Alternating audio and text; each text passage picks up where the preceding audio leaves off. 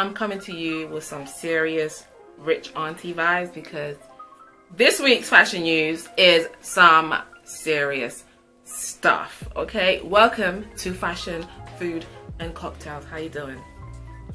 Okay, make sure to click that subscribe and like this video, share it with your friends. If this is the kind of content that you're into, that you like, that you enjoy, share it with other people so they can enjoy it too. Welcome back to this channel. My name is Florette, bringing you everything fashion, darling. Okay, let's go.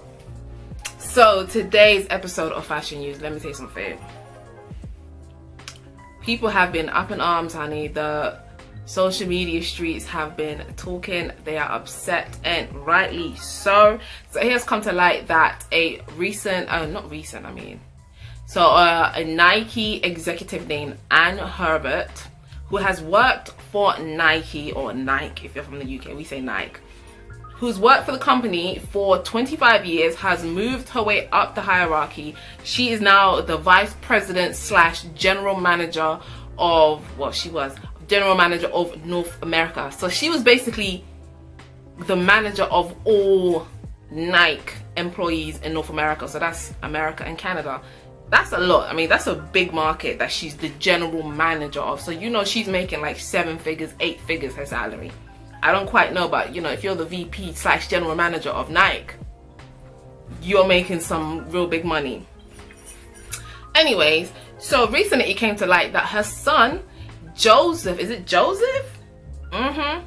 Joseph Herbert, right? So it came to light that her son, who runs a sneaker resale company called West Coast Joe, has used her credit card to buy exclusive, like limited edition sneakers, spent $132,000 on it. So you know her credit limit is a lot, honey. $132,000, and nobody called to say, excuse me, is this you making the purchase? Oh my god. $132,000 of his mom's money to buy these exclusive limited edition sneakers that he then goes on to resell on his resale website, and he makes big bucks for it. A lot of people are upset because apparently Ann Herbert she also manages the sneaker app, right? The Nike sneaker app that people go on to buy the limited edition sneakers that you won't get in Foot Locker and them kind of places. And as far as I know, everybody I know who's ever gone on that app has never been able to buy a sneaker ever.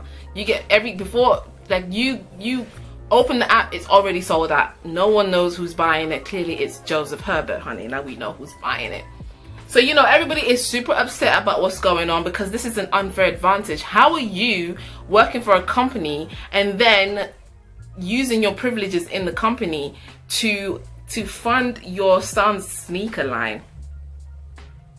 And people might say, oh, she didn't know what was going on. Actually, she did know what was going on, because apparently in 2018, she had told, you know, the big guys at Nike and told them that, listen, her son has a resale company, blah, blah, blah. And they thought, okay, there's nothing about it. But this recent time now, the fact that he used her credit card, because apparently West Coast Joe is a brand, is a site that people already know before this. So he used her credit card to buy these limited edition sneakers.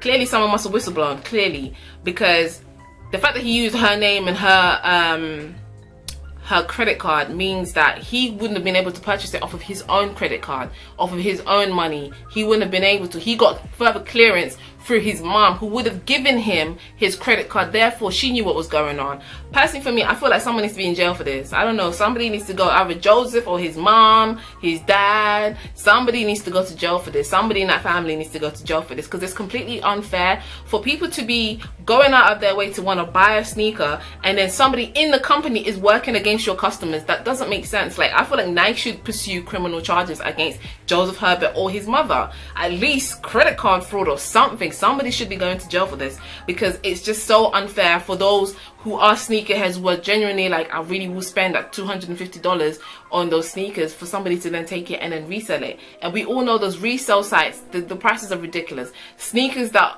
usually cost $400, $500, you go on the resale, they're like $1,000, $2,000, $5,000.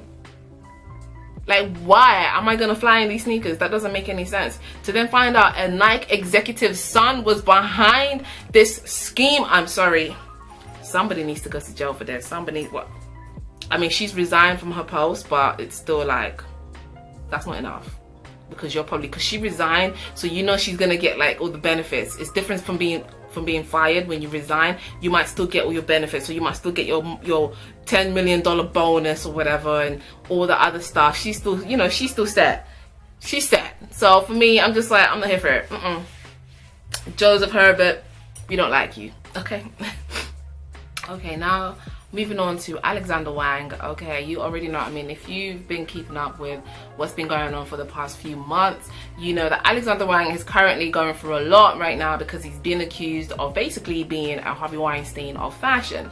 Allegedly, everything I'm saying is alleged. So they're saying that Alexander Wang has been out here groping these men's, filling up on their private parts, and they did not give him permission, and he's been doing this for a while. Even some people have come out and said that Alexander Wang in the industry, in the fashion industry, he's known for this. Like, people know him for being inappropriate with models and things like that, male models. I mean, this story's been, you know, it's been recently, it's sort of cooled down. So I would like to talk about it just because men get sexually harassed by other men, men get sexually harassed by women, and that's something that needs to be talked about. We cannot just act like, oh, you're a big man, get over it. We need to talk about it. So a lot of people have come out and said similar things about Alexander Wang, that they were drunk or, you know, whatever, they were not in their, you know, cognitive state, and he took advantage of that. He was filling them up, he was putting his hands in their private area, you know, allegedly. So recently another person came out who, I think he was a model, a British model named Owen Mooney also came out. Well, actually this came out in January, but but he came out and said the same thing happened to him. So many of these models are coming out and saying that something needs to be done with Alexander Wang. To me, I just feel like, I don't know if these claims are true. Obviously there needs to be action behind it. The fashion industry, you know, I remember for a long time, I've never been a fan of the industry, how it's set up. I love fashion, I love beauty, I love all those things, but like the fashion industry is one of the most toxic industries you could ever get into. I mean, when you talk about sexual harassment, when you want to talk about racism in your face, you know, when you talk about exploitation, if you want to talk about slavery going on in fashion, you'd be surprised. There's so many skeletons in the fashion industry that people who love fashion, it really puts you off of it. I remember when I was younger and I would intern for these like different fashion you know, and they weren't big brands, honey, like these weren't big brands, these weren't Vogue, and this wasn't, you know, Louis Vuitton. This was just like up and coming brands, and there was clear cut, you know, racism. There was clear cut, I mean, I have some experiences that really sort of, you know, put me off of the industry. But I genuinely have a passion for it. I love fashion, I love beauty, I love all those things, but it really put me off of it. I can only imagine what models go through, because sometimes as a model you're standing there in your underwear for hours, and then someone could feel like because you're standing in your underwear they have the right to touch you in an inappropriate place, and you can't say anything because you want this job, you want to pay your rent, right? You want to eat, right? Yeah, you better let me feel up on you a little bit. That's how sometimes these people behave. There's so many horror stories in the fashion industry, and I'm not necessarily saying these things are true, what's happening with Alexander Wang, but honey, where there's smoke, there's fire. Okay, so there's a day of reckoning is coming for the fashion industry. People talk about him, there's more people out there, bigger predators out there, bigger things going on out there. I mean, we saw what happened, was it a couple of years ago, with Man Repeller, and her whole brand came it shut down because of racism that was going on over there, which was crazy. I couldn't even believe it. But can you just imagine, in today's day and age, things like this are still happening. So this is one of the things that's happening right now with Alexander Wang. I mean, I don't know how you feel about it. I mean, are you still gonna wear Alexander Wang? I mean, his clothes are still selling, honey. People still like his clothes. I'm not gonna lie, his shoes and stuff like that look really nice.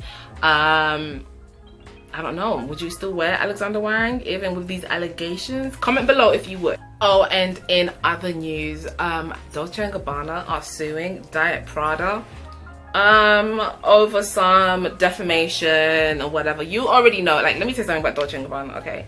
Dolce & Gabbana is the kind of brand you can never talk crap about, never. Okay, I remember like a few years ago when they were going through some legal trouble with not paying their taxes, and there was going to be a whole article about it in Vogue US, and Dolce & Gabbana sent an email to Anna Wintour and told Anna Wintour, you better scrap that article or we're going to pull every single Dolce & Gabbana ad from every single Vogue issue. We never saw the article. Okay, Dolce & Gabbana move hard. Let me tell you something. They move hard, okay? So now they're suing Diet Prada. If you don't know about Diet Prada, it's like, I mean, they call them a fashion watchdog, but I thought they were just like a cool little like Instagram page, and they talk about different brands and I mean, it's really, really good. If you want to know more about fashion, what's going on with like the fashion news, the stuff that's going on, Diet Prada is the one. Follow them on Instagram. So they're being sued by Dolce & Gabbana because Dolce & Gabbana, they said Dolce & Gabbana was like racist or something like that for some show that they did in 2018 or 19 and whatever.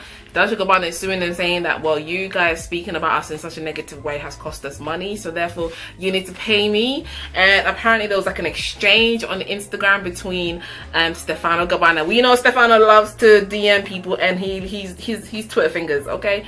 He loves to be all like that up in the social medias too much. So apparently Stefano Gabbana must have messaged one of them or something like that, and they have the messages, and so Stefano Gabbana is demanding €1 million. Now Stefano, you know you don't need that €1 million, okay? And if you do get it, send some my way. Why not? Okay. So that's going on right now with the whole, I mean, I feel like for the past 5 years Dolce & Gabbana have been in and out of court, for the past 5 years. Like, they're always in court because of this, because of that. It's a whole bunch of mess, but this is all alleged, okay? So don't sue me, I don't have money, okay? Well, you know, your rich auntie has to go, honey, okay? She has to go. She's got other things to do, places to be, okay? But stay fashionable. Make sure to click the subscribe button below, and let's grow the community, the fashion community. Let's grow. And also like and share this video if you like this kind of content. Share it with your friends and everybody else, and make sure to click the links below. I got the blog up there, I got the Instagram page over there, you know, I got fashion food cocktails Instagram page, and I am gonna try and do some more food stuff when everything is open. And yeah, maybe you might even follow my personal Instagram page, but you don't have to. But yeah, but make sure you click the subscribe button and share this video with all your friends. And stay fashionable, baby. Okay, until next time.